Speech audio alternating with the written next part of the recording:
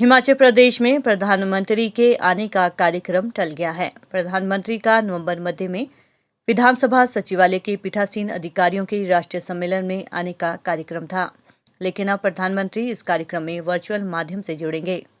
हिमाचल में मंडी लोकसभा सहित 3 विधानसभा उपचुनाव में मिली हार पर भाजपा कल मंथन करने जा रही है। ये मंथन भी वर्चुअल ही होगा। भाजपा के राष्ट्रीय अध्यक्ष जेपी नड्डा सहित शीर्ष नेतृत्व के नेता वर्चुअल जुड़ेंगे। मुख्यमंत्री जयराम ठाकुर ने बताया कि 16 से 19 नवंबर के बीच हिमाचल प्रदेश विधानसभा में 82वां अखिल भारतीय पीठासीन अधिकारियों के सम्मेलन रखा गया है। 17 नवंबर को अब प्रधानमंत्री नरेंद्र मोदी वर्चुअल तौर पर जुड़ेंगे। उनके शिमला आने का कार्यक्रम नहीं बन पाया है। सीएम जयराम ने कहा कि लोकसभा अध्यक्ष की ओर से उन्हें फोन पर ये जानकारी दी गई है कि प्रधानमंत्री कार्यक्रम में वर्चुअल तौर पर जुड़ेंगे। मुख्यमंत्री जयराम ठाकुर ने कहा कि चुनाव में हार जीत लगी रहती है। मंडी में पहली बार जीत का अंतर सबसे कम रहा है। हार से सबक लेकर सरकार आगे बढ़ेगी और 2022 की तैयारी करेगी। 100 वर्ष पहले 1921 में शिमला में प्रथम अखिल भारतीय पीठासीन अधिकारियों का सम्मेलन हुआ था। उसके बाद अब होने जा रहे इस सम्मेलन में लोकसभा अध्यक्ष ओम बिरला बतौर मुख्य अतिथि शामिल होंगे। 36 राज्यों की विधानसभाओं, विधान परिषदों के पीठासीन अधिकारी, उपाध्यक्ष और प्रधान सचिव सम्मेलन में भाग लेंगे। लोकसभा तथा राज्यसभा सचिवालय के लगभग 70 अधिकारी और कर्मचारी भी शिमला आएंगे। प्रदेश के राज्यपाल, मुख्यमंत्री और मंत्रिमंडल के सदस्य भी सम्मेलन में मौजूद रहेंगे।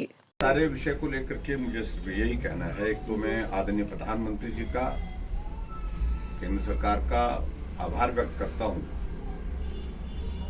क्योंकि ऐसा अनुभव किया कि ऐसी परिस्थिति में जो पूरी विश्व की इकोनॉमी प्रभावित हुई है और प्रधानमंत्री जी ने हमेशा इस बात के लिए प्रयास किए हैं कि विकास भी ना रुके और उसके साथ साथ हम आम आदमी का जीवन कैसे सरल कर सकते हैं, उनको कठिनाई ना हो, परेशानी ना हो, उस दृष्टि से पेट्रोल डीजल की कीमतों पर उस पर कटौती की। और मुझे इस बात की भी प्रसन्नता है कि एक आग्रह हमारे समक्ष भी इस बात के लिए था और हमने भी स्वीकार किया और उसमें हमने हिमाचल प्रदेश में भी उस प्रकार से उसमें डीजल और पेट्रोल में जो है उसमें रेट्स वैट में जो है उसमें कटौती की है। और अब कुल मिलाकर के डीजल पर लगभग 17 रुपए का फर्क पड़ रहा है, सस्ता हो गया। और इसके अतिरिक्त पेट्रोल पर भी इसी प्रकार से उसी अनुपात में जो है वो उसका 7 रुपए हमने डीजल पर और पेट्रोल पर दोनों पर जो है स्टेट की ओर से वैट कम करने का जो है वो निर्णय लिया है। जहां तक कांग्रेस पार्टी की बात है, मुझे सिर्फ इसमें यही कहना है कि कांग्रेस वाले जो शोर डाल रहे थे अभी तक, उनको कोई नैतिक अधिकार नहीं है इन सारी बातों को कहने का। उनकी सरकार है जिन प्रदेशों में है, चाहे पंजाब है, चाहे राजस्थान है, जहां भी छत्तीसगढ़ है, 2-3 प्रदेशों में ही उनकी सरकार है, वो भी कम करें। राष्ट्रीय स्तर पर इस मुद्दे को उठाने की कोशिश की उनने कि इसके कारण महंगाई बढ़ रही है, लेकिन उसके बावजूद अपने राज्यों में वो ये जिस तरह से भारतीय जनता पार्टी और एनडीए शासित राज्यों में कदम उठाया इसको डीजल और पेट्रोल की कीमतों को कम करने के लिए, वो भी उठाई। सर अगर मैं उस सारी पर अब कुछ नहीं कहना चाहता हूँ।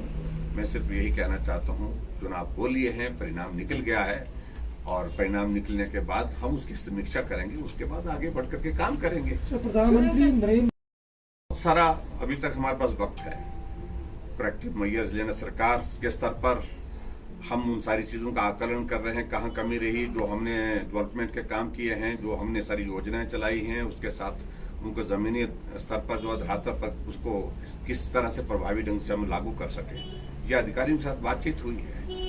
और जो छोटे छोटे इश्यूज थे उन डिपार्टमेंट को हमने आगाह किया कि उनको सुधार करें, ये दोबारा ये सारी चीजें नहीं आनी चाहिए। और उसके साथ में बाकी जहां संगठन के स्तर पर बहुत जल्दी, कल हमारी राष्ट्रीय कार्य समिति की बैठक है, उसमें वर्चुअली हम शिमला से कनेक्ट होंगे, पार्टी अध्यक्ष में और संगठन मंत्री और पार्टी का और नेता भी उसमें हो सकता है संभव शामिल हों।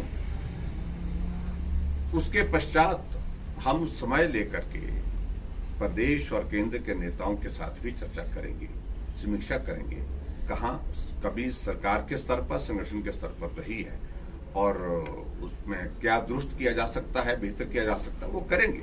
ये दौर चले रहते हैं और इस तरह से ऐसी कोई भी पार्टी नहीं है जो सत्ता में सभी चुनाव जीते हैं। सत्ता में चुनाव जीतते भी हैं, हारते भी हैं।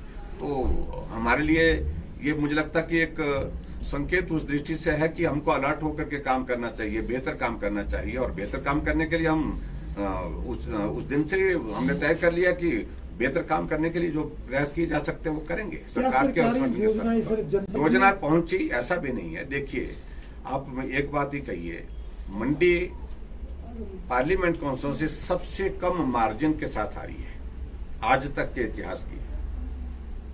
7,500 का मार्जिन वहां जीतने का रहा, लेकिन फिर भी लोकतांत्रिक व्यवस्था में जीत तो जीत है, उसमें मुझे कुछ नहीं कहना है। मैं सिर्फ एक ही चीज कह रहा हूं, आकलन करना चाहिए। हमारे आकलन में कहां गलती हुई, कहां हमारी कैंपेन में, और कैंपेन में हम बहुत आगे थे, लेकिन कुछ इश्यूज को लेकर के सारी चीजें इस प्रकार से हुई है।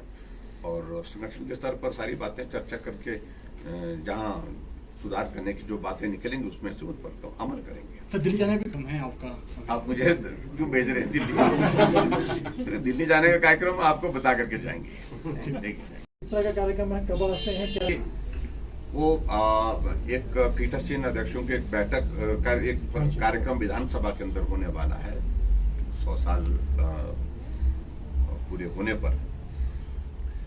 उस दृष्टि से कार्यक्रम के लिए आग्रह हमारे लोकसभा स्पीकर की ओर से गया था उनके समक्ष, लेकिन अभी मुझे उनका ही फोन आया है, वो संदेश आया है कि अब वो वर्चुअली कनेक्ट होंगे फिलहाल।